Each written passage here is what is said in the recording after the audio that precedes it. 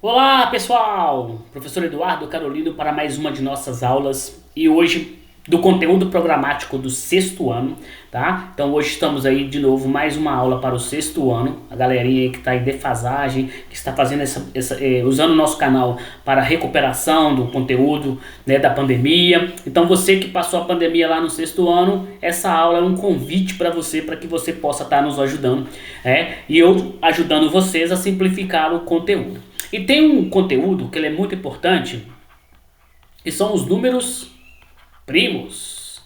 Inclusive eu vou contar aquela piadinha de sempre, né? Por que que o 7 e o 5 não podem se casar? Porque eles são primos. Pois é. Então o conjunto dos números primos, ele sempre existe. Há uma discussão se o 1 vai entrar como primo, se o 2 é primo, tá? Mas a gente não vai entrar nesse mérito dessa questão. O que a gente vai trabalhar é os números que a gente entende. O que é um número primo? Para você entender, é aquele número que divide por 1, ele divide por 1 e ele mesmo existe, né? No nosso, deixa eu só melhorar esse mesmo aqui, existe uma questão, um conjunto de números que eles são específicos. Então ele divide por 1 e por ele mesmo, certo? Então esses são os números que nós chamamos de números primos. E quais são eles, professor? Então você pode vir aqui, ó, vou pôr o NP, que é o números primos, o conjunto, e vamos abrir. O zero é um número primo? Não, o zero não é um número primo. O 1 é número primo? Também ele não entra nessa discussão aqui como número primo. O primeiro número primo e único par é o 2, tá? O 2 é primo, então porque ele divide só por 1 e por ele mesmo. Qual que é o próximo primo? O 3. O 3 divide por 1 e por ele mesmo. O meu 3 ficou aqui meio fechadinho. Deixa eu corrigir ele aqui, porque senão você fica achando que é outro número. Então, o 2, o 3. Depois do 3, o 5. Depois do 5, 7, 11, 13, 17, 19 e assim por diante. Dentro dessa característica do sexto ano, desse conjunto específico de números que são importantes para nós. Em qual parte que esses números primos vai ser importante? Na decomposição, na fatoração, tá? Em potências. Tudo isso é importante. Então você vai usar, né, esses números primos nessa sequência aqui, ó. Quando a gente for fatorar um número, vai ser importante. Quando a gente for calcular o MC, até mesmo o DC, nós vamos ter então essa relação com os números primos. Quando eu for decompor e fatorar é a mesma coisa, certo? Quando eu for decompor ou fatorar é a mesma coisa.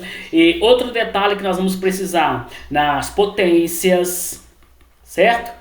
Lá na frente você vai precisar disso para poder colocar na mesma base. Você vai colocar números na mesma base, fatorando, decompondo, os números primos vão entrar. Você vai precisar disso na hora de calcular raízes. Raízes quadradas, raiz cúbica, raiz quarta, a gente vai precisar, são várias relações. Então, no sexto ano, a gente consegue ver uma geral dos conteúdos para a gente poder consolidar e fazer base para o que está por vir na sua carreira estudantil. É muito importante que você tenha isso em mente para que você então possa, na sua carreira estudantil, não negligenciar conteúdos importantes. O que eu fiz no canal Simplifica Professor? Eu aglutinei os conteúdos, resumi os conteúdos, estou trazendo aqui para a galera do sexto, do sétimo, do oitavo e do nono ano. No sexto e no sétimo, eu trago os conteúdos desenvolvendo muito poucas questões, eu trago o conteúdo sim.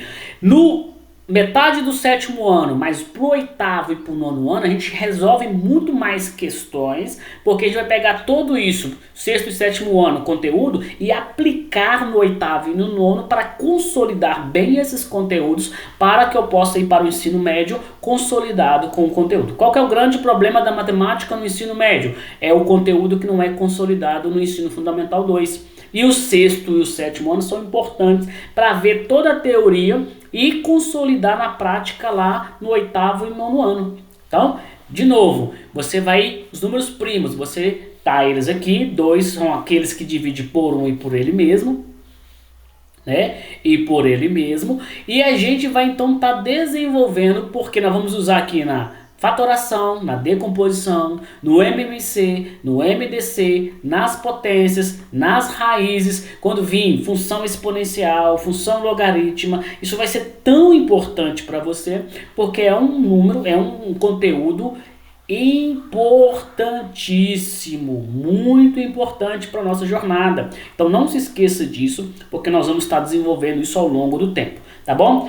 Antes de terminar o vídeo, eu quero pedir aquele pedido especial de você dar um like, curtir aí, para nos ajudar nesse processo aí de desenvolver os conteúdos para vocês. E também desenvolver, comentando, compartilhando, espalhando esse vídeo, essas aulas para outros colegas que estão também na mesma situação de defasagem do aprendizado e reforçando o conteúdo. Você que está preparando para o concurso também te ajuda, porque você vai rever algumas informações que são muito importantes, tá bom? Forte abraço do professor Eduardo Carolino e até a próxima aula.